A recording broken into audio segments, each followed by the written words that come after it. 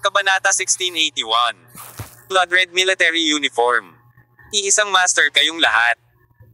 Naikuyom ni Ares ang kanyang mga kamao nang marinig ito na may bakas ng galit sa kanyang mga mata. Apollo, wala akong Panginoon, ipinaglalaban ko ang sarili ko. Sa pananaw ni Ares, hindi na paninira para sa kanya ang mga sinabi ni Apollo, kundi isang insulto. Utot ka, tinitigan siya ni Surui, puno ng panunuya ang mukha niya. Itong tila bastos na pananalita na ito ang lalong nagpatindi ng galit sa mukha ni Ares. Ares, tapikin mo ang dibdib mo. Tanungin kita. Masisiguro mo bang nandito ka nang walang kaunting interes? Wala ka bang kaunting gusot sa mga Cossacks? Ikaw walang palitan ng interes sa mga taong nasa likod ng mga eksena. Ares, may lakas ng loob ka bang magsabi ng ganyan? Ang tono ni Surui ay mas malakas kaysa sa isang pangungusap puno ng pang-aapi. Natahimik si Ares. Ang tigas ng bibig mo, mas lalo kang lulubog maya-maya. Sabi ni Surui, biglang gumalaw ang kanyang figure. Nakakabigla ang kanyang bilis, at sinipa niya ng malakas sa dibdib si Ares. Napakabigla nitong sipa kaya napaatras si Ares ng ilang metro bago siya nakaryak. Ares, ang boses ni Surui ay biglang tumaas ng ilang puntos na may malakas na pressure. Mas mabuting huwag kang makialam sa mga gawain ngayon. O pasasamahin kita ang Evil God Cossack ay mas malala pa. At, masasabi ko sa iyo, talagang imposible para sa mga Cossacks na makababa ng buhay sa bangkang ito. Ang mga salita ni Surui ay puno ng malalakas na babala na naging dahilan upang medyo mabigat at komplikado ang kalooban ni Arisi. Ang dahilan ng pakiramdam na ito ay nalaman niyang mayroon ng gap sa pagitan niya at ni Surui. Kung ang naunang dalawang tao ay kalahating libra. Sa sandaling ito, ang sipa ni Surui ay naging dahilan upang si Ares ay hindi makahanap ng isang mahusay na paraan ng pagtatanggol. Kahit na ang kapangyarihang iyon ay hindi espesyal na malaki. Ngunit ang tagumpay ay napakalakas kaya nawala ang kanyang focus sa isang iglap. Siyempre, ito ay kapag si Ares ay hindi ganap na handa.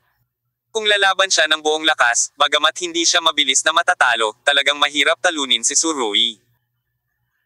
Sa pagtingin kay Surui, na patuloy na umaangat sa momentum, huminga ng malalim si Ares at pinatatag ang kanyang katawan, ngunit hindi umalis. Nang makita ang pagganap ni Ares, malamig na ngumiti si Surui, na may matinding panlilibak na kumikislap sa kanyang ngiti. Ares, masasabi ko sa iyo, mula ngayon, ang digmaan hindi na iirel ang templo. Pagkatapos ng masamang templo, mababawasan ng isa ang 12 Diyos. Nawasak ang templo ng digmaan. Ito ang pinakamalakas na banta. Gayunpaman, sa oras na ito, ganap na kwalipikado si Surui na banta ang iba na tulad nito. Nakinig si Ares, at may masalimuot at hindi masabi na kahulugan sa kanyang mga mata, ngunit hindi pa rin siya umaalis.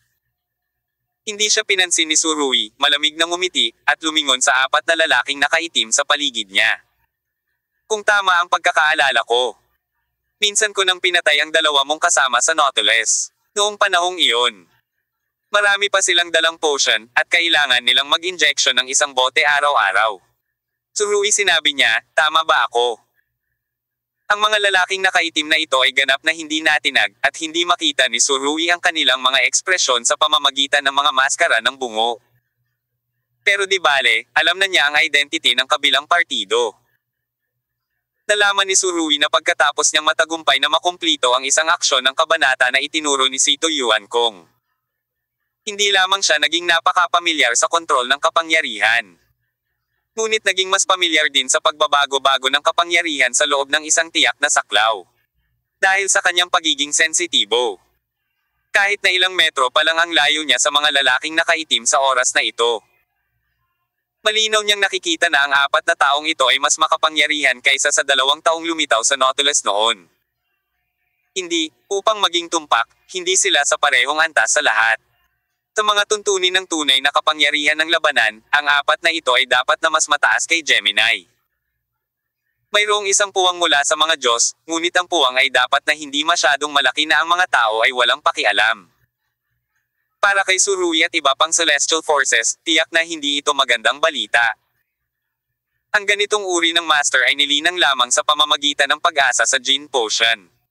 Hindi alam ni Surui kung gaano kataas ang halaga ng potion na ito, ngunit kitang-kita ang epekto nito. Biglang naalala ni Surui ang mga acupuncture stimulations na ginawa ni Sito Yuankong sa kanyang sarili. At pinasigla din ang kanyang pisikal na potensyal sa isang malaking lawak, ngunit hindi niya alam kung mayroong anumang bagay na magkatulad sa pagitan ng dalawang punto. Sa oras na ito, ang natitirang dalawang skull transporter ay inilagay na ang lahat ng kanilang mga tao. Pumaba mula sa bawat sasakyang panghimpapawid ang 10 lalaking nakasuot ng itim na damit. Kaya, kasama ang mga nakapaligid sa Surui, mayroong 24 na tao. 24 na masters na nalampasan ng Gemini at lumalapit pa sa antas ng mga Diyos. Ang kapangyarihang panlaban na ito ay hindi dapat maliitin sa alinmang larangan ng digmaan sa mundo, at ito ay sapat na para manginig ang kalaban. Ang mga taong ito ay halatang kaibigan ng grupong Yamamoto. Pagkatapos mapunta sa deck, umakyat silang lahat patungo sa ika-4 na deck ng chapter, kung saan matatagpuan ang Surui, sa napakabilis na bilis. Naniniwala si Surui na kung ang mga adik na ito na umaasa sa droga para mapabuti ang kanilang mga sarili ay handang kunin ang kontrol sa Xinhua. Imposibleng pigilan sila ng mga tauhan ni Yamamoto Kyoko. Gayunpaman, sa oras na ito, ang 6 na itim na helicopter sa kabilang panig ay nagbukas din ng mga hatches at nagsimulang maghanda para sa landing. Sunod-sunod na lumitaw ang mga sundalong nakasuot ng kulay dugong camouflage na uniforme at pulang dugo na beret. Isa-isa silang humawak ng mga modernong armas, at tuloy-tuloy silang dumaong sa Xinhua. Ang uniforme ng militar ng Sun Temple ay pulang-pula, na medyo mas marangal, ngunit ang mga damit ng mga mandirigmang ito ay pula ng dugo. Sa pagtingin pa lamang sa kulay na ito, maaari itong magbigay sa mga tao ng isang pakiramdam ng madugong pagpatay. Pagkalapag na ng mga taong ito, hindi man lang sila nag-adjust, kaya pinulot nila ang mga baril sa kanilang mga kamay at marahas na binaril sa itaas. Napakabigla ng pamamaril, at ang ilan sa mga skeleton legions na mabilis na umakyat sa ika-4 na deck ng kabanata ay hindi pa nakarating sa kanilang destinasyon. Ang volley ng apoy na ito ay parang hinahabol ang kanilang asno at palo. Gaano man kabilas ang mga taong ito, hindi sila maaaring magkaroon ng mga bala ng mabilis. Sa proseso ng pag-akyat, napakahirap umiwas. Agad namang binaril ang 2 tao sa puwitan at natamba. Noong taglagas, ang mga sundalong nakasuot ng pulang dugo na uniforme ng militar ay hindi huminto sa kanilang mga baril at patuloy na binaril ang nahulog na tao. Kaya, bago bumagsak ang 2 kapas-palad na miyembro ng Skeleton Legion sa lupa, natatakpan sila ng mga butas ng dugo, mas maraming salon kaysa sa mga salon. Ang baril na sinabuyan ng mga bungo ay malapit nang sasalakayin ang pulang dugo ng mga sundalo sa kubyerta. Ngunit napag-alaman na hindi bababa sa 2 baril sa kabilang panig ang nakatingin na sa kanya. Hanggat pumuputok ang kanyang kanyan, sisubog ang mga misail sa kabilang panig. Saglit na nagatubili ang piloto, at sa halip na magpaputok, pinanatili niya ang isang paghaharap sa kabaligtaran na helicopter. Ang mga sundalong pulang dugo na ito na naka-uniforme ay nagpatuloy sa paghabol at pagbaril, at binaril nila ang 2 lalaking nakaitim. Matapos bayaran ang halaga ng 4 na patay, sa wakas ay dumating ang Skeleton Army sa ika-4 na deck ng kabanata kung saan naroon si Surui. Kasama ang 4 na nauna, mayroon na silang kabuoang 20 combat power. Kailangan kong pasalamatan si Xiao Zihang. Buti na lang, pinaputok niya ang rocket na iyon at napatay ang isang transport plane. Hindi bababa sa 6 na Skeleton Masters ang napatay sa lugar bago sila tumalon palabas ng cabin. Naningkit ang mga mata ni Yamamoto Kyoko. Tila ang pananabik ng Xinhua ay lampas sa kanyang imahinasyon.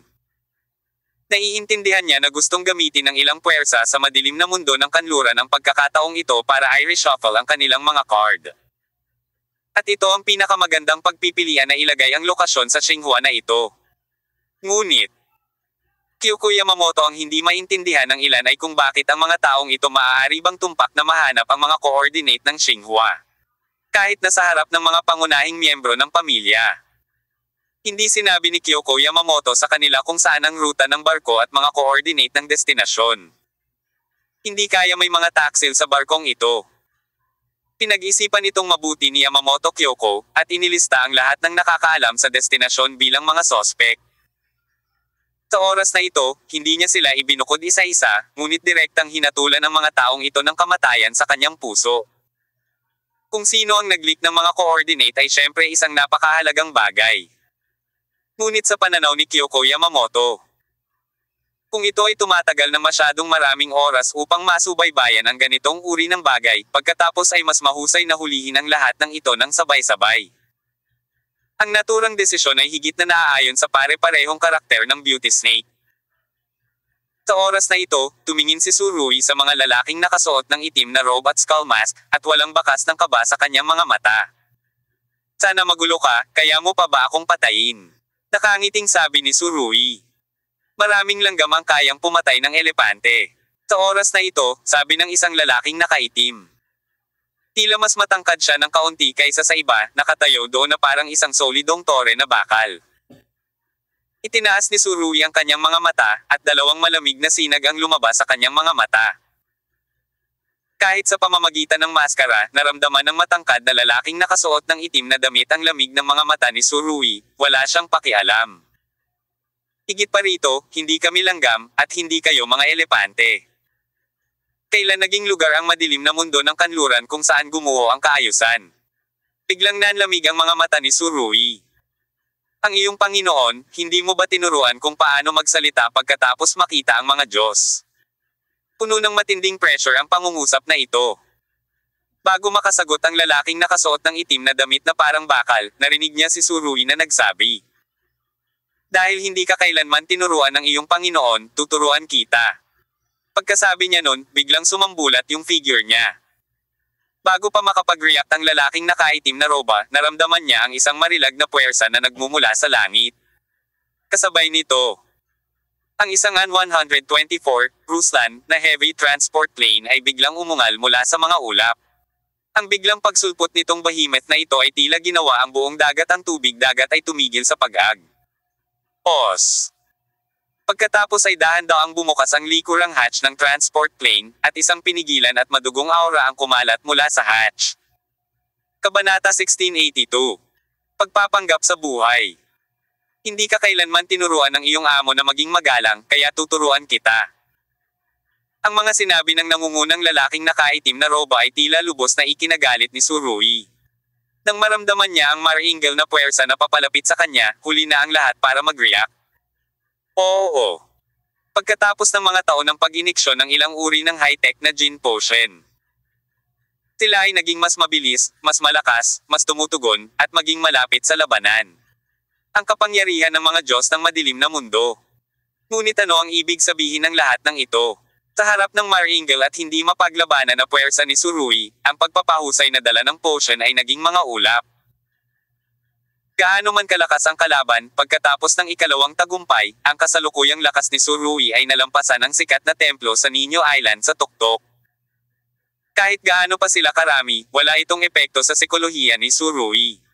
Kahit napakarami ng langgam, langgam pa rin sila kung tutuusin. Ang taong tore ay likas na gustong umatras at itinaas ang kanyang mga braso para labanan, ngunit paano siya mabibigyan ni Tsurui ng ganoong pagkakataon? Matapos makumplito ang pangalawang tagumpay, ang kabanata Tsurui ay sumambulat ng buong lakas. Hindi niya alam kung hanggang saan ang kanyang buong suntok. Kaya, kunin ang taong tower na ito bilang isang item sa pagsubok. Sa isang putok ng gas. Nakita ng mga miyembro ng Skeleton Corps na ang marahas na suntok ni Tsurui ay tumama sa dibdib ng Iron Tower Man, na direktang umakay sa kanila sa pangunguna. Nadurog ang tao para lumipad. Ang dibdib ng taong tore ay lumubog sa malaking halaga. At ang buong tao ay parang saranggola na may putol na tali. Lumipad ito ng mahigit 10 metro ang layo, at pagkatapos ay nabasag ang rehas at nahulog sa ika-4 na palapag ng chapter deck. Boom! Isang muffled sound ang nagmula sa ibaba. Malakas na bumagsak ang katawan ng taong tore sa kubyerta. At maging ang mga nakapaligid na lalaki na nakasuot ng pulang dugo na uniforme ng militar ay malinaw na nakita na pagkatapos bumagsak ang katawan ng lalaki. Tumalbog pa ito halos 1 metro ang taas, tumalsik ang dugo sa lahat ng dako. Ito ay patay, hindi maaaring mamatay. Sa oras na ito, ang ika-4 na deck ng kabanata ay patay na tahimik. Sa mga mata ng mga miyembro ng Skeleton Legion. Ang lalaking nakasuot ng escarlate na uniforme ng militar ay napakatangkad na kailangan nilang tumangala sa kanya, at hindi siya makapagtaas ng anumang pagtutol. Kaya, ito ba ang kapangyarihan ng mga Diyos? Pinatay ni Surui ang taong masungit sa kanya sa isang suntok. At tila hindi naubos ang kanyang lakas. Mukhang pagkatapos ng pangalawang tagumpay, ang base ng lakas ni Surui ay nagpakita ng malaking pagtaas. Ang deterrent effect ng suntok na ito ay ganap na lampas sa imahinasyon. Lumingon si Surui. Tumingin sa mga skeleton legion sa paligid niya. At sinabing may panunuya, sinasabi ko pa rin iyan, hindi ka kayang turuan ng iyong amo kung paano maging tao, kung gayon kailangan kong magsumikap at palitan ito. Dumating siya para disiplinahin. Pagaman ang tono ng ilang pangungusap na ito ay napakagaan, ang malakas na puwersang mapang-ipang nasa loob nito ay isang bagay na hindi maaaring baliwalain ng sinuman. Nakatago ang mga mukha ng mga nakaitim na robe sa likod ng maskara ng bungo. Wala akong makitang malinaw na ekspresyon, ngunit maiisip na tiyak na kinakabahan sila sa mga oras na ito, at ang buong tao ay nasa tensyon. Sa kabilang banda, medyo walang ginagawa si Surui. Naglakad si Ting, at wala man lang gulat. Ang pagganap ni Surui ngayon ay perpektong binibigyang kahulugan ang salitang, langit. Sa pagtingin sa marahas na suntok ni Surui ngayon, bahagyang naantig si Ares. Nang hindi nararanasan ng personal, hindi alam ni Ares kung kaya niyang harangan ang suntok na ito nang hindi nasasaktan. Kung may iwan ni Suifrui ang barkong ito ng buhay, kung gayon sa kanyang mga kasanayan, ang upuan ng 12 Diyos ay walang alinlangan na reshuffle. Bahagyang ngumiti si Surui, nakatingin sa mga miyembro ng Skeleton Army, na may tono sa kanyang tono makapal na pang-aalipusta. Gusto mo bang gawin ito? Magsama-sama. Magsama-sama. Alam mo, may 19 na master sa tapat. Kahit na ang kanilang lakas ay hindi maihahambing sa mga Diyos. Kung 19 na tao ang sumalakay kung gagawin mo, kung gayon maging si Ares, ang Diyos ng digmaan, ay maaaring hindi mamatay ng maayos. Gayunpaman, napakadaling nasabi ni Surui ang mga salitang ito, ang kanyang pagiging mahinahon ay naging sanhi ng mga skeleton legion na iyon. Ang kanyang kumpiyansa ay seryosong nayanig. Pagkatapos magsalita ni Surui, wala na sa kanya ang mga taong ito, ngunit bahagyang itinaas ang kanyang ulo, tinitingnan ang malaking anino na patuloy na gumagalaw sa itaas ng kalangitan. Isang sasakyang panghimpapawid ng Ruslan. Bahagyang tumawa si Surui. Tumingin kay Ares, at sinabing, ang ganitong uri ng behemoth sa langit ay lumitaw. Ares, hulaan mo kung sino ang nakaupo sa loob. Hindi nagsalita si Ares. Halata namang nasa puso na niya ang sagot. Sa malaking sasakyang pangtransportasyon na ito, sa buong madilim na mundo ng kanluran, maliban sa isang espesyal na sino pa ba ang taong gustong magpanggap. Uminto si Da Xinghua mula sa harapan, at lumipad mula sa likuran, na para bang patuloy itong inaayos ang kanyang sarili. Anggulo. Iba lang ang mayayaman, araw-araw pa ring nagpapakita ng ganitong klaseng oil tiger. Napangiti si Surui ng mapanokso. Sa ilalim ng pag-iimbot ng 19 na skeleton legion. Si Surui ay nakatayo habang nakatalikod ang kanyang mga kamay, nakatingala sa langit, at hindi niya isinasapuso ang mga tinatawag na masters na ito. Sa wakas, ang likurang hatch ng Ruslan transport plane ay nabuksan sa pinakamataas na anggulo, at ang pinigilan na hininga ay mas halata. Bahagyang ngumiti si Surui. Ares, hulaan natin? Anong klaseng paraan ang susunod na lalabas ng pretender na ito? Okay. Tinulyapan ng isang wrist si Surui. Maliwanag na ito ay magiging airborne. Gayunpaman, maraming uri ng airborne at airborne. Para sa isang lalaki na nakagawian ng pagpapanggap. Sa tuwing hindi niya mabigla ang atensyon ng lahat kapag siya ay nagpakita, nangangahulugan ito ng kabiguan para sa kanya. Nandito siya, sinong tutulungan niya? Iniba ni Ares ang usapan. Ano sa tingin mo? Itinuro ni Surui ang mga lalaking nakasuot ng pulang dugo na uniforme ng militar sa ibaba at ngumiti. Napakaliwanag na. Gayunpaman, pagkatapos magsalita, agad na itinanggi ni Surui ang kanyang pahayag. Siyempre, para sa peking ito, lahat ay posible. Maaaring wala siyang matulungan kundi ang sarili niya. Tumanggo si Ares tila sang-ayon sa pangungusap na ito. Matapos masecure ang hatch ng Ruslan, muling gumawa ng malaking bilog sa hangin ang transport plane, at pagkatapos ay may dumagundong na tunog mula sa hatch. Kaagad pagkatapos, isang karwahe na may pula at puting pagbabalat kayo sa buong katawan nito ang sumugod sa hatch. Malaki ang katawan, gumugulong ang crawler, na may malakas na pakiramdam ng pang-aapi, at ang Torrecilla ay nagpapalabas din ng malakas na kapaligiran ng pagpatay. Ito ay isang halimaw na bakal. Matapos ang katawan ay pininturahan ng pula at puting pagbabalat kayo. Nawala ang kaunting lasa ng larangan ng digmaan, ngunit may mas maraming madugong pakiramdam. Tila ang kulay ng kalisya ay parang pula at puting utak ng katawan ng tao. Dinidilig sa general.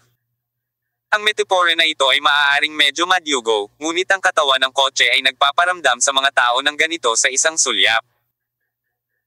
Kung makikita ng sino mang nakakaunawa sa militar ang eksenang ito, tiyak na makikilala nila na ang pula at puting bakal na halimaw na ito ay ang Cougar Infantry Fighting Vehicle. Kaya lang, siguradong nirefit ang kalisya na ito. Mahuhusgahan mula sa dumadagindong na tunog na ang bigat ng kalisya na ito ay mas mataas kaysa sa orihinal, at ang bakal na plato ay tiyak na pinalakas. It's just that ang sasakyan na ito ay itataboy pababa mula sa langit. Ano ang nangyayari? Sa isang kisap mata, ang Cougar na ito ay sumugod na sa labas ng hatch ni Ruslan. At ang landing target ng kalaban ay halatang Xinhua. Sa sobrang bigat sa sarili, sa ilalim ng mga kalagayan ng gayong gravitational acceleration, kung ito ay bumagsak sa Xinhua tulad nito, tiyak na makakabasag ito sa ilang deck. Ang antas ng pagkukunwari ay lampas sa aking imahinasyon. Pakiramdam ko ginagamit niya ang buhay niya para magpanggap. Bahagyang ngumiti si Tsurui, kumikinang ang kanyang mga mata. Umiling din si Ares, pakiramdam niya ay napakalaki talaga ng bagay na ito. Miss, gusto mo bang magpaputok? Tanong ng isang subordinate. Hindi, ang mabigat na infantry chariot ay nahulog mula sa langit, kahit na hindi nito lumubog ang barko, maaari itong magdulot ng napakalaking pinsala.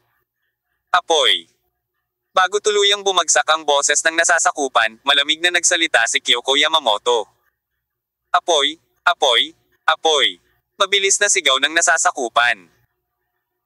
Bilang resulta, hanggat may mga baril ang mga miyembro ng grupong Yamamoto, itinutok nila ang kanilang mga baril sa infantry chariot na nahulog mula sa langit at nagsimula ng marahas na pag-atake.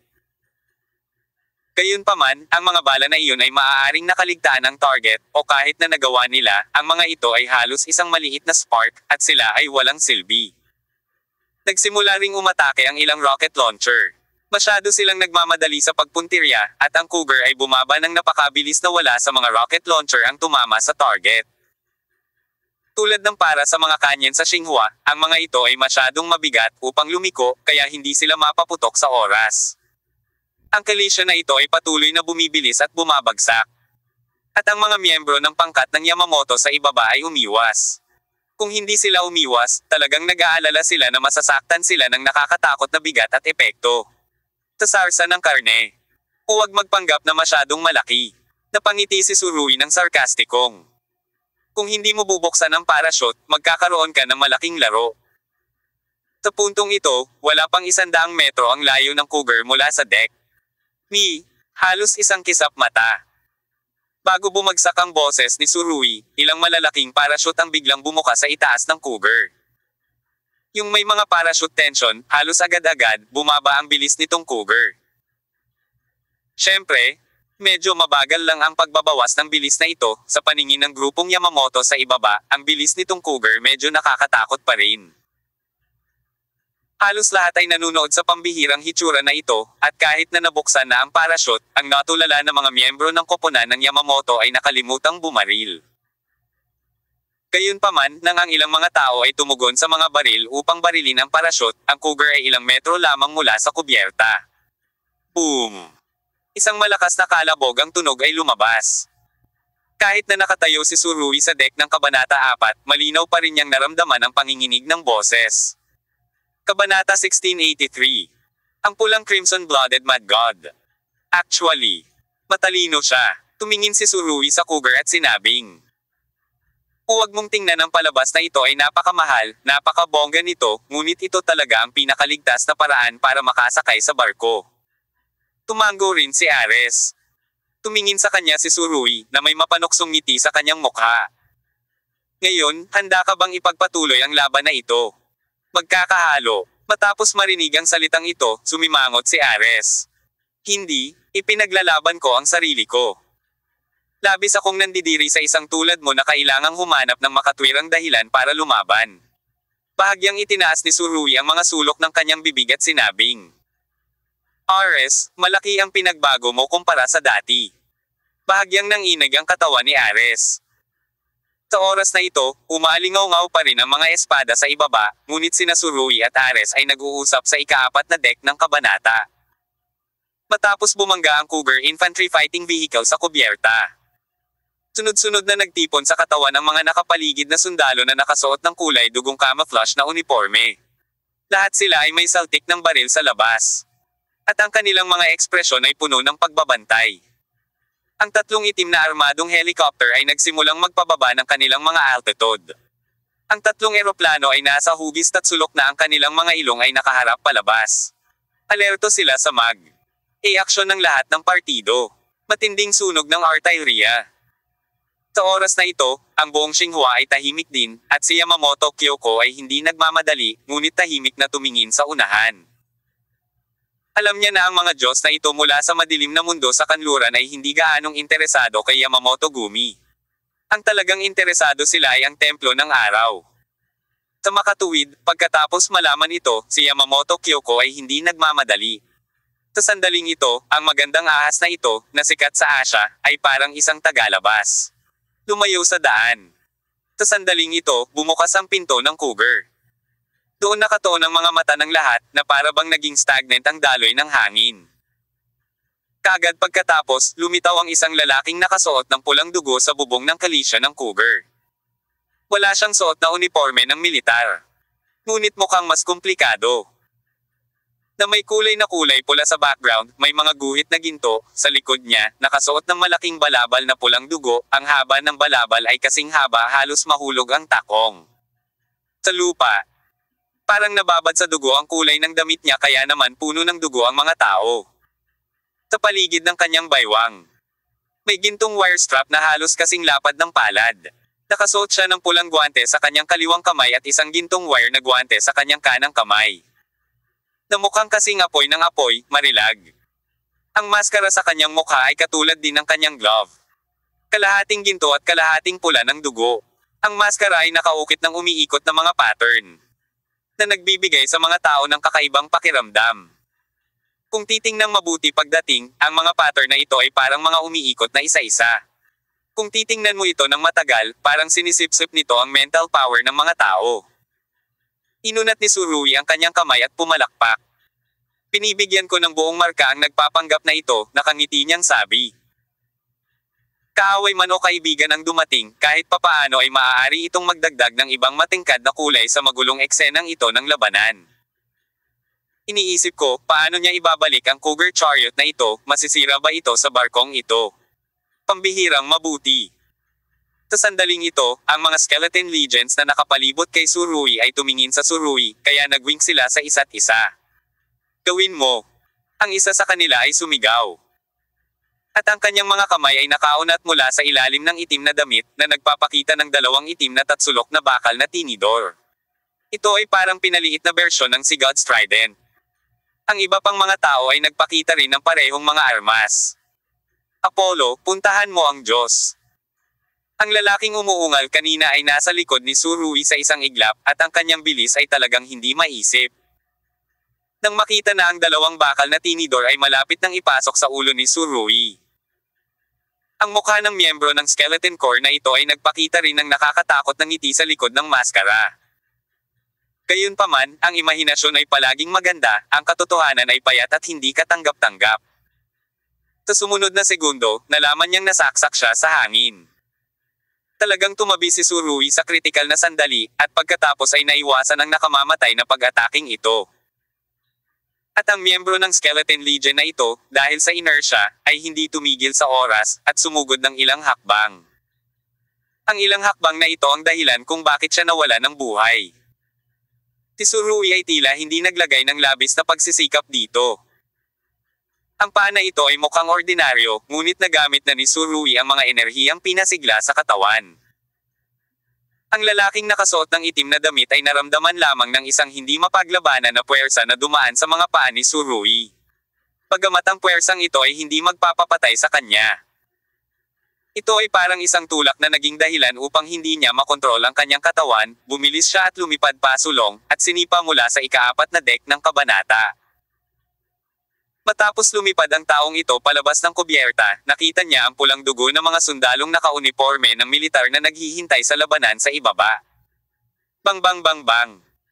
Nagpaputok ang mga sundalo ng walang pag-aalinlangan. Nang makita ito, ang lalaking nakaitim na roba ay nagmamadaling inikat ang kanyang katawan sa hangin.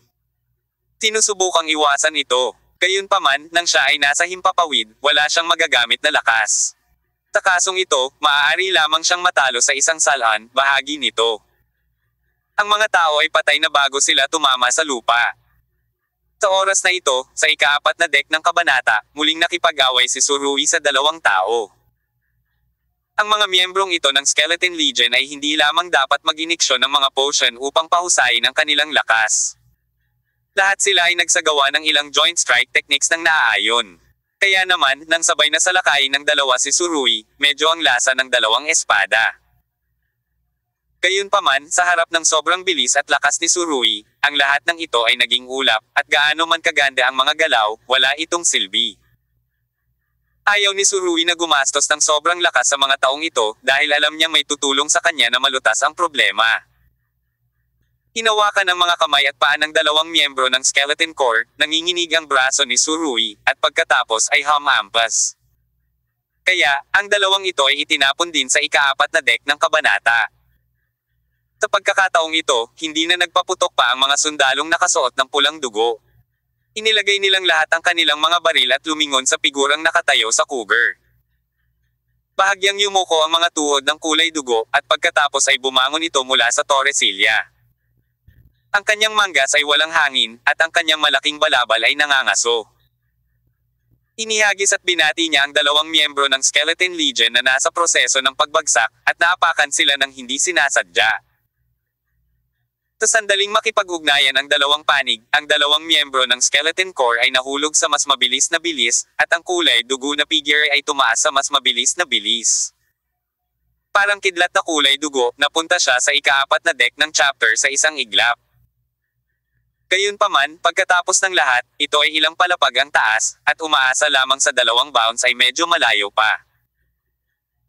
Ang figure ay hindi agad tumalon sa ika-4 na deck ng kabanata 4, ang kanyang pangalawang taas ng pagtalon ay sapat lamang para mahawakan ng kanyang mga daliri ang gilid ng kabanata 4. Ang paghawak sa gilid ng kubyerta gamit ang isang kamay, sa isang biglaang paghila, ang kanyang katawan ay tumaas ng 3 beses sa hangin. Bilang resulta, ang lahat sa ika-4 na deck ng kabanata ay nakakita ng isang kulay dugong figure na biglang lumitaw ng dominanti sa hangin, at pagkatapos ay isang marahas na paghagis ang dumapo sa gitna ng deck. Nang makita ang eksenang ito, sunod-sunod na tumigil ang mga miyembro ng Skeleton Corps sa kanilang mga galaw. Napatingin sila sa kulay dugong figure, medyo nagulat. Ang mga taong ito ay nasa kubyerta noon at hindi nila nakita kung ano ang nangyayari sa ibaba. Ngunit ang pagtingin sa misteryosong lalaking ito na nakasuot ng pula at gintong maskara. Ang mga Skeleton Legions na ito ay likas na hinuhusgahan na ang lalaking ito ay ang kaaway hindi mga kaibigan. Tahimik na nakatayo ang taong ito, kaya lahat ng mata ay nasa kanya, at hindi siya makagalaw. Si Ares, ang Diyos ng digmaan, ay nagsabi ng may tame time na ekspresyon, Crimson Mud God, hindi ko inaasahan na tatayo ka sa panig ni Apollo sa pagkakataong ito. Si Tsurui's squinted eyes ay tumawa. Nandito na si Lord Crazy God, sabihin mo kanina, bibili ako ng 2 nakasabit na paputok at pasabugan ko ito para salubungin ka, ito ay masigla at maligaya. Baliw na Diyos. Isa ito sa 12 langit na Diyos, ang Scarlet Blood Mud God. Nakuha ang pangalan ng Mud God dahil sa kanyang napaka-espesyal na karakter na si Zhang Yang. Mula noong kanyang debut, nakagawa na siya ng mga high-profile at high-profile na bagay, at hinding-hindi siya susuko ng hindi lumilikha ng isang kahindek-hindek na epekto. Kung ang pag-uugali ni Apollo ay mas publiko, kung gayon ang baliw na publisidad ang antas ay dapat na kahit ilang beses sa kanyang antas at higit pa. Sa ilang kadahilanan. Ang baliw na Diyos ay may espesyal na pagmamahal sa kulay ng dugo. Uniforme man ng militar o kalisya. Dapat ganito ang pintura. Ang kulay. Tansya ni Tsurui, 80% ng mga pitch black helicopter na dala ng Mad God ay hiniram, kung hindi, ayon sa kanyang ugali, 100% ay ipininta ang parehong kulay ng cougar na ito. I have to say na sikat din ang Mad God's aesthetics na ito sa scum na ito. Hindi ko alam kung ano ang dinanas ng Diyos na ito. Siya ay may halos paranoid na pag-ibig at pagtitiyaga para sa kulay at sa ng dugo. Dahil sa kanyang mapagmataas na pag-uugali, nakuha niya ang pamagat na Crazy God. At ang pamagat na ito ay tila hindi nagbibigay kasiyahan sa baliw na Diyos, kailangan niyang nasa baliw na Diyos sa harap ng salita, magdagdag ng prefix pulang dugo.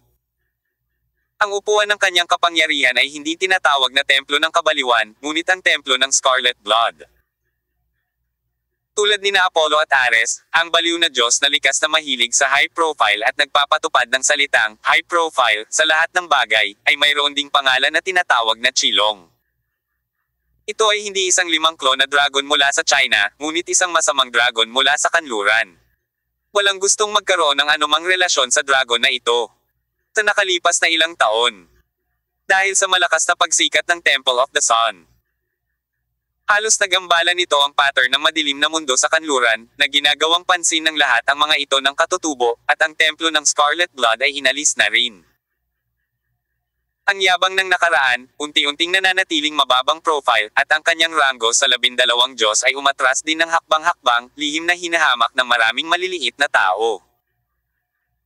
Gayunpaman, walang sinuman sa mga Diyos na iyon ang hahamakin ang tahimik na templo, dahil hanggat mayroong isang baliw na Diyos, ang kapangyarihan ng Diyos na ito ay hindi kailanman mababawasan. Kabanata 1684. Ang Diyos ng pagpapanggap. Sa madilim na mundo ng kanluran. Ang isang mabuting tao ay nagsulat ng isang libro ilang taon na ang nakalilipas. Batay sa ilang hindi opisyal na kasaysayan at sabi-sabi. Nabuod kung ano ang kukunin ng 12 Diyos kapag sila ay lumitaw. Anong uri ng pamamaraan? At nang sa wakas ay nakumpleto na ang aklat, nalaman ng may akda na ang paglalarawan lamang ng nilalaman ng Crimson Blood Mad God ay nag-iisa ay umabot sa 4/5 bahagi ng aklat. Oo. Ang hitsura ng Mad God ay napaka-arrogant, high profile, at kahanga-hanga kung kaya't ang mga tao ay kailangang gumastos ng maraming panulat at tinta upang mag-record. Siyempre, palaging may mabubuting tao na binibigyang kahulugan ang mataas na profile na hitsura na ito bilang pagpanggap. At ang proporsyon ng gayong mabubuting tao sa buong madilim na mundo ng kanluran ay dapat na hindi bababa sa 179% o higit pa. Bilang resulta, may isa pang palayaw si Lord Crimson Blood Mad God na puno ng dominanteng aura, ang Diyos ng pagpapanggap. Walang nangahas na tawagin siya ng ganoon sa personal. Sa likod ng mga eksena. Maraming tao ang direktang tumawag sa kanya na, Forcing God, at ang tinatawag na Scarlet Blood Temple ay tinawag ding, Pretending to Force God. Sa tuwing lumilitaw ang mga mandirigma na nakasuot ng pulang dugo na uniforme ng militar ng Crimson Blood Temple. Palaging sinasabi ng mga tao sa madilim na mundo, tingnan mo, narito na naman ang Pretending Legion.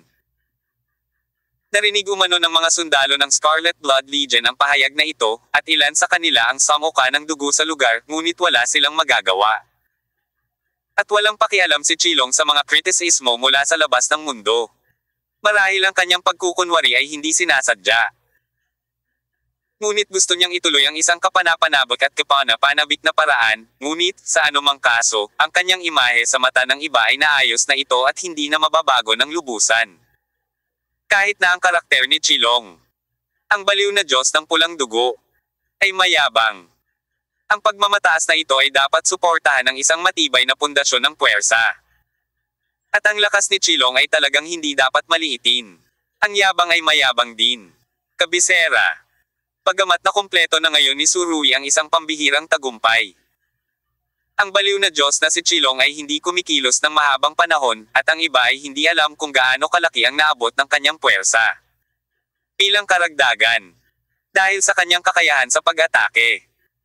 Maaari pang harapin ni Chilong ang mga taong mas malakas kaysa sa kanyang sarili nang hindi nahuhuli. Ang ganoong uri ng desperadong estilo ng paglalaro ni Saburo ay maaaring ganap na puwersahin ang Kay. Alaban. Ang gulo. Mula sa guwante sa kanyang kaliwat kanang kamay, makikita na ang baliw na Diyos na si Chilong ay pinakamagaling sa boxing. Ang kanyang diskarte sa boxing ay pinagsasama ang kakanyahan ng silangan at kanluran. At ang bilis ng pagsuntok ay napakabilis, kapag ang pag-atake ay ganap ng nailunsad. Ang kalaban ay maaaring ihulog sa isang marahas na bagyo, pabayaan ang isang ganting atake. Mahirap ang pag-iingat. Huwag tumingin sa kanya ng walang anumang armas, ngunit ang kanyang mga kamay na bakal ay ang pinakamahusay na armas. Sa nakalipas na mga araw, ang mga kamay na bakal ni Chilong ay nabasag ang ulo ng maraming mga kaaway.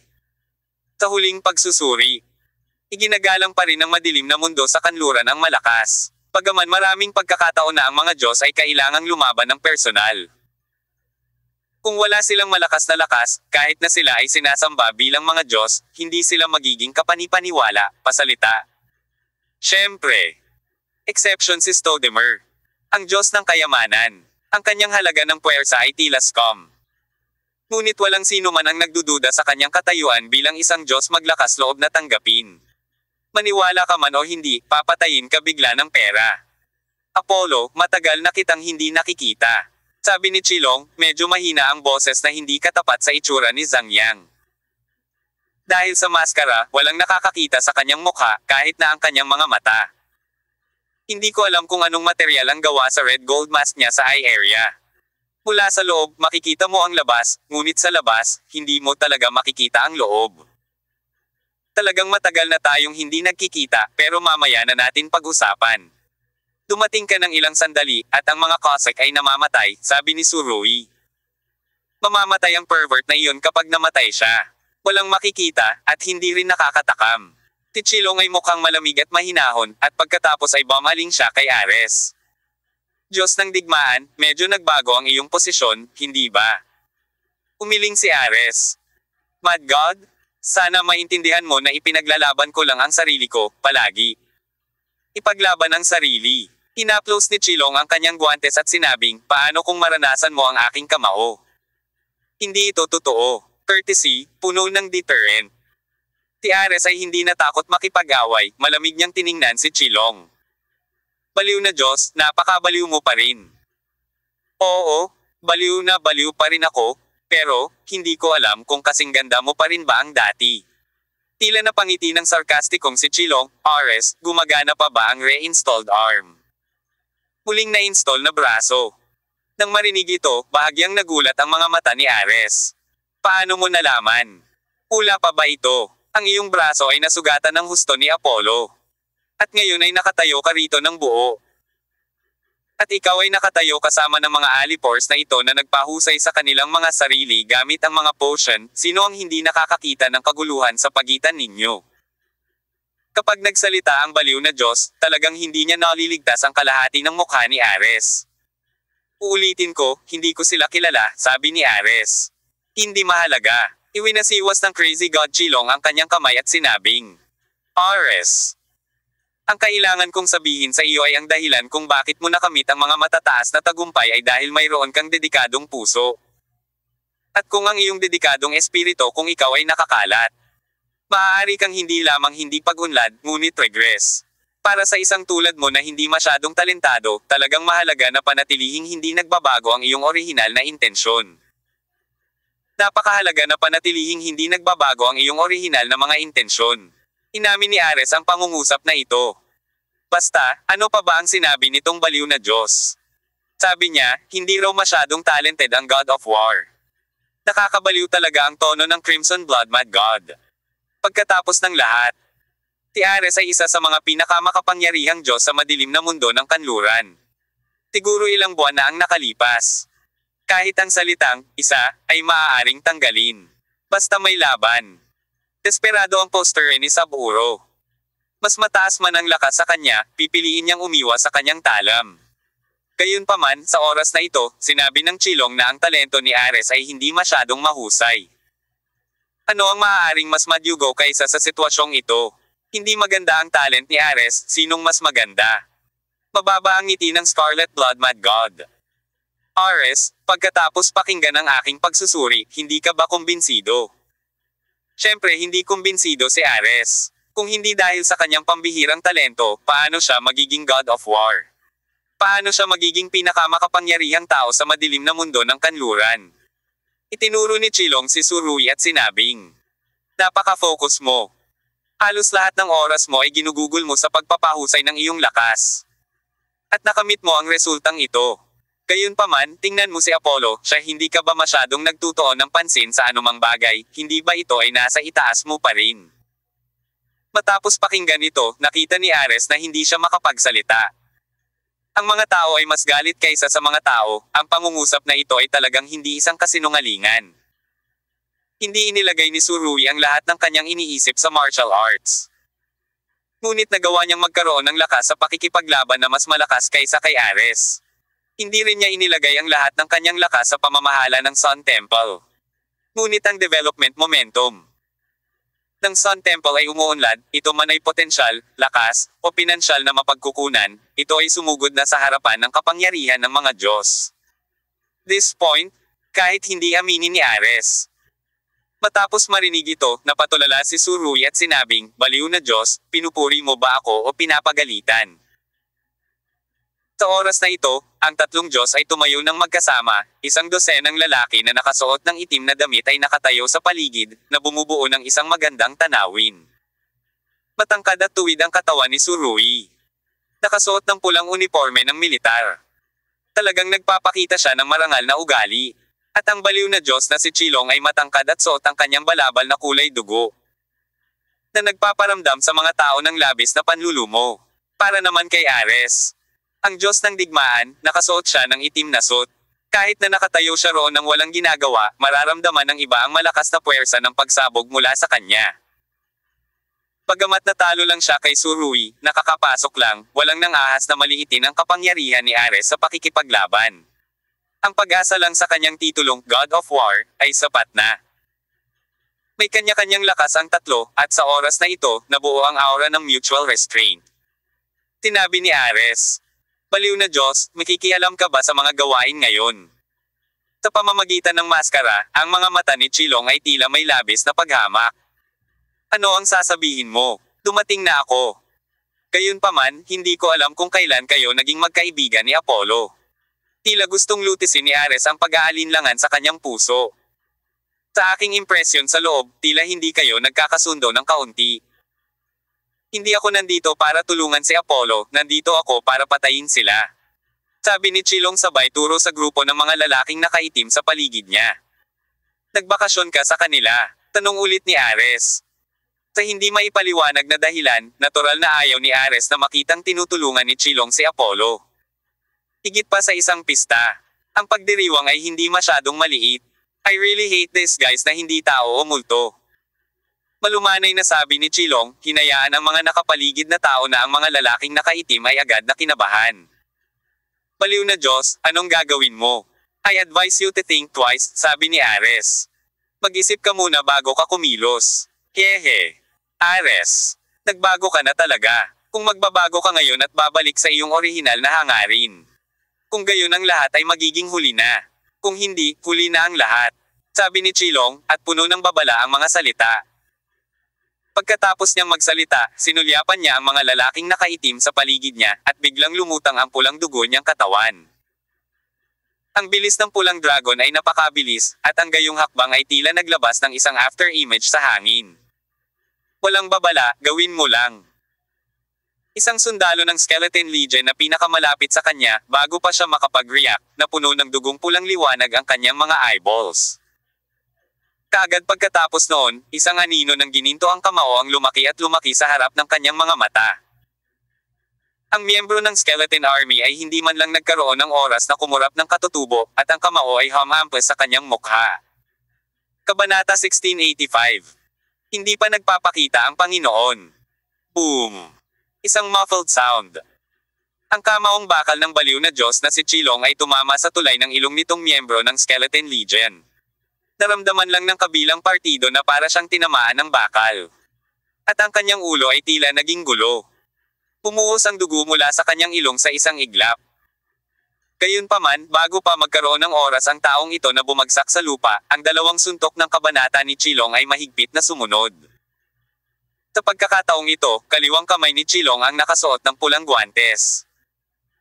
Isang suntok ang tumama sa ulo ng miyembro ng Skeleton Corps, dahilan para dumyugo agad ang kanyang mga mata, tenga, at bibig. Tingnan mo ito, ang taong ito ay ganap na imposibleng mabuhay.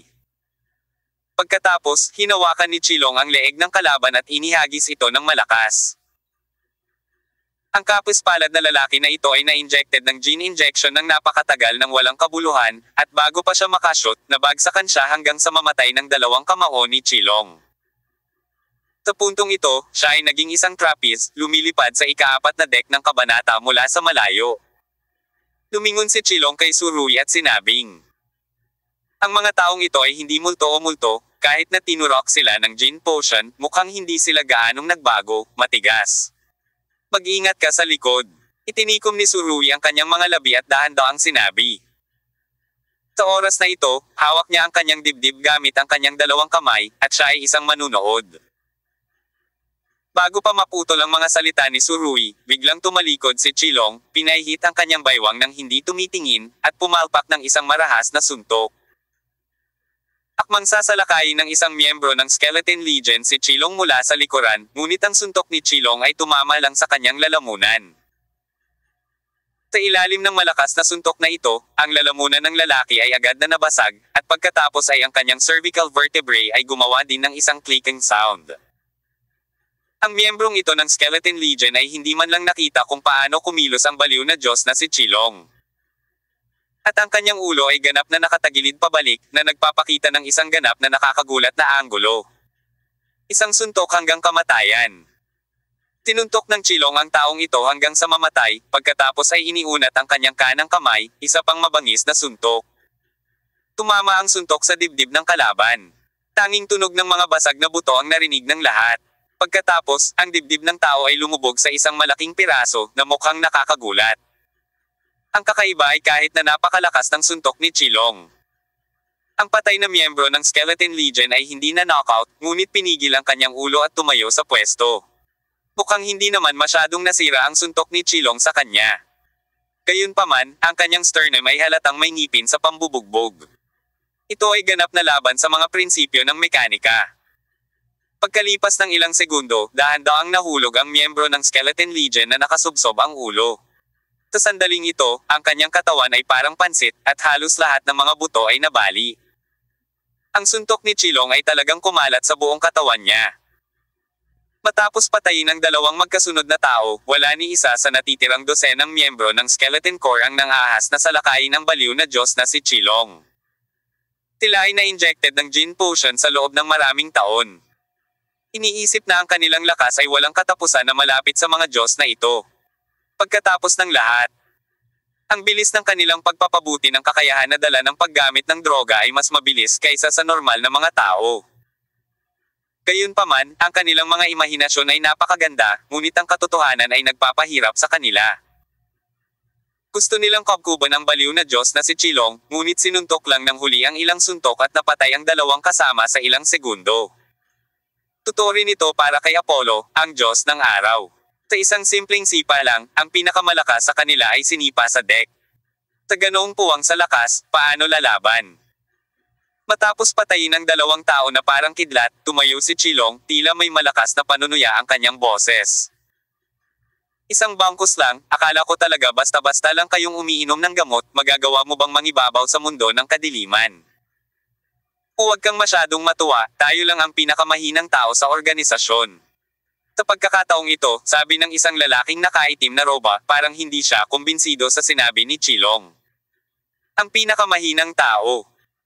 Ang pinakamahinang tao ay maaaring maging mas mahusay kaysa sa Diyos. Ang isang sundalo sa antas ng bantay ay mas makapangyarihan. Kaya kung ang isang taong may bahagyang mas mataas na katayuan, anong uri ng kapangyarihan siya? Tumigil ka sa pagsasalita ng walang kaparerekon. Ang baliw na Diyos na si Chilong ay nagpakawala ng isang malakas na dagindong, at ang kanyang katawan ay biglang sumambulat, na may isang marahas na suntok na tinamaan ang lalaking nagsalita. Mukhang, ang baliw na Diyos na si Chilong at ang mga miyembrong ito ng Skeleton Legion ay tila may malalim na bakasyon, at tumatakbo lang sila para pumatay. Nang makita ang dumadagindong na suntok na iyon, bahagyang tumaas ang mga sulok ng bibig ni Surui. Mukhang bumuti na naman ang boxing ng baliw na Diyos. Ares, lumalaban ka sa baliw na demonyo, ayaw mo bang makipag-away sa kanya? Hindi na natinag si Ares. Tinitigan niya si Surui at sinabing, ikaw ang target ko, hindi siya. Habang nag-uusap ang dalawa, dumating na ang suntok ng baliw na Diyos sa harap ng lalaking nakaitim na damit. Bago dumating ang kamao, dumating na ang malakas na hangin. Sa ilalim ng malakas na hanging kamao, ang skeleton mask ng lalaking nakaitim na damit ay pumutok sa isang iglap. Gayunpaman, batid na sasalakayin ng Chilong, ang taong ito ay handa ng husto. Ang mga Jin potion na iyon ay gumawa. Sa ilalim ng kanyang napakabilis na pag-atres, hindi man lang siya tinamaan ng suntok ni Chilong. Ang pag-iwas na pagkilos na ito ay tila lubos na ikinagalit ni Chilong. Pagkatapos niyang manuntok, hindi na siya tumigil, at sumabog ang katawan niya, at sumuntok ulit. Sa pagkakataong ito, sa wakas ay hindi na nakaiwas ang lalaking iyon, at nabasag ng kamao ni Chilong. Pop! Na-snap! Na-snap! Nang bumagsak ang lalaki sa lupa, ang ika-4 na deck ng kabanata ay napakatahimik na naririnig ang mga karayom. Sa ilalim ng gayong mga pangyayari, ang tunog ng pagpalakpak ni Surui ay naging mas malupit. Baliw na Diyos, walang saysay na palagi kang nakikisali sa mga maliliit na gangster na ganito. Nandito ka ng personal, hindi mo ba hinihintay na makitungo sa matuwid na Panginoon? Oo, Panginoon. Ang mga salita ni Surui ay nagpanginag sa ekspresyon ni Ares. Ano ang Panginoon? Tanong niya. Hindi naman mukhang nabigla si Chilong, hindi, kahit sinadya niyang mabigla, hinarang ng pula at gintong maskara ang kanyang ekspresyon. Sarcastic na sinabi ni Surui kay Ares. Actually, napakasimple lang nito. Kung gusto akong kabkuban ng mga drug addict na ito. Siguradong hindi lang mga baluktot na melon at basag na date ang ipapadala nila, Ares, minsan panahon na para lumaki ang utak mo, hindi lang iyong kalamnan. Sa katunayan, ito ay hindi isang baluktot na melon at isang basag na jujube. Ngunit isang sobrang eksperto na nakainom ng gamot, dahil lamang sa napakalakas ng tagumpay na sina Surui at Chilong kung kaya't lumitaw ang mga addiction na ito. Ang mga Ginoo ay mas mahina. K.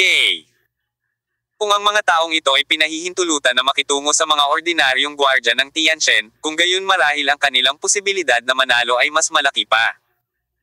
Pumunta doon si Surui na may ilang puting bungo na inispray sa kanila. Tinulyapan niya ang helicopter at bahagyang ngumiti. Kung gayon, alisin natin ang lahat ng mga hamak na ito at tingnan kung ang master ay makakaupo pa rin. Pagkasabi niyon, biglang naging bug zone ng hangin ang kanyang figure, at humakbang siya patungo sa lalaking nakaitim na roba na pinakamalapit sa kanya. Nakataas na ang bakal na tinidor sa kamay ng lalaking iyon. Napatay na siya ni Surui, at ang mga tinek ng 4 na talim na hukbo ay naging isang itim na ilaw, at ang taong ito ay nakasalubong. Sa wakas, alam na ng miyembrong ito ng Skeleton Corps kung ano ang ibig sabihin ng pagiging cool through the heart. Nagtagumpay si Surui sa suntok, at hindi huminto ang kanyang katawan. Bago pa mabunot ang tinek ay gamulong na siya patagilid, at marahas na sinipa ang kanang paa na tumama sa kamao ng katabi niya. Ang reaksyon ng taong ito ay hindi makatwiran. Nang salakayin ni Surui ang kanyang kasama, agad niyang piniling umatake. Gayunpaman, lubos pa rin niyang minamaliit ang bilis ni Surui. Nang tinusok ni Surui ang dibdib ng kanyang kasama, hindi napunta sa likod ni Surui ang kanyang pag-atake. Tinipa siya ng malakas ni Surui, at agad na nabasag ang kanyang kamao. Nabali. Kahit na matapos ang mga taon ng pagbabago gamit ang Jin Potion.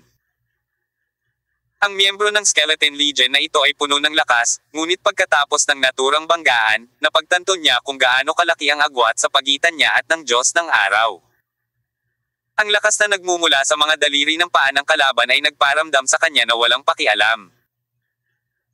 Tinurog ni Surui ang kamao ng kalaban sa isang sipa, pagkatapos ay sinundan ng kanyang kaliwang paa, isang karaniwang scissor foot, kinurot ang ulo ng kalaban. Ang ganitong uri ng scissor foot ay iba sa nakikita mo sa mga pelikula sa mga ordinaryong araw. Sa madilim na mundo ng kanluran. Ang ganitong uri ng panlilinlang ay karaniwang isang siguradong paraan. Ang baywang ni Surui ay gumawa ng puwersa, at ang kanyang figure ay biglang umikot. Clap clap clap. Ito ang tunog ng pagkabali ng cervical vertebrae ng kalaban. Pinatay ni Tsurui ang 2 taong ito, sa pangkalahatan, ng sabay-sabay, sa sobrang makinis na paggalaw. Bago bumagsak ang taong ito, nabunot na ni Tsurui ang kanyang tinak ng hukbo at sumugod sa kabilang tao. Ganoon din sa baliw na Diyos. Nang makita ang aksyon ni Tsurui, ang kanyang mga kamay na bakal ay walang awang ibinaba palabas. Sa ilalim ng malabagyo na pag-atake ng 2 Diyos. Ang mga lalaking iyon na nakasuot ng skull mask ay isa-isang nahulog. Anong uri ng lakas ang kanilang lakas? Gaano sila kabilis? Hindi naman sa hindi ka makakatakas, pero hindi ka makakatakas. Hanggat kumilos sina Tsurui at Chilong, lahat sila ay magiging mabangis na pamatay na mga galaw, nang walang anumang paghanga. Ito ay ganap na pagdurog ng lakas. Napakalakas ng hangin at ulan. Hindi nagtagal, 3 tao na lang ang nakaitim na robe ang natitira sa deck na ito. Ang Skeleton Legion, na napakahusay at napakalakas noon, ay sunod-sunod na nahulog sa pagtutulungan ni Tsurui at Chilong, tulad ng pag-aani ng trigo. Tumayo sina Tsurui at Chilong at nagkatinginan. Ngumiti si Tsurui at sinabing, ayos lang, medyo tasat ang kooperasyon. Labanan lang ito para sa isa't isa. Walang humpay na sagot ni Chilong. At pagkatapos ay tumingin ang kanyang mga mata sa pulang gintong maskara, malamig na tinitigan ang natitirang 3 tao na hindi kailanman kumilos o nakatakas, at malamig na sinabi. Pinapatay mo ang iyong sarili. Well, hintayin mo akong gawin ito. Pakiusap, ito ang linya ko. Tinabi ni Tsurui sa baliw na Diyos na si Chilong na hindi nasisiyahan. Hindi mo maaga sa akin ang aking drama. Pagkatapos magsalita, hindi na hinintay ni Tsurui na sumagot si Chilong, at pagkatapos ay tumingin sa natitirang 3 lalaking nakaitim na may mapanuksong ekspresyon. Siya nga pala, maaari mo bang ipakita ang iyong tunay na kulay ngayon? Ipakita ang tunay mong mukha. Nang marinig ito, ang mukha sa likod ng maskara ng baliw na Diyos na si Chilong ay nagpakita ng hindi inaasahang ekspresyon. Laking gulat din ni Ares na hindi kumibo. Naisip nila na ang natitirang 3 tao ay dapat na mga ordinaryong miyembro ng Skeleton Corps. Ngunit ngayon mula sa mga salita ni Tsurui, nalaman nila na marahil ang katotohanan ay ibang-iba sa iniisip nila.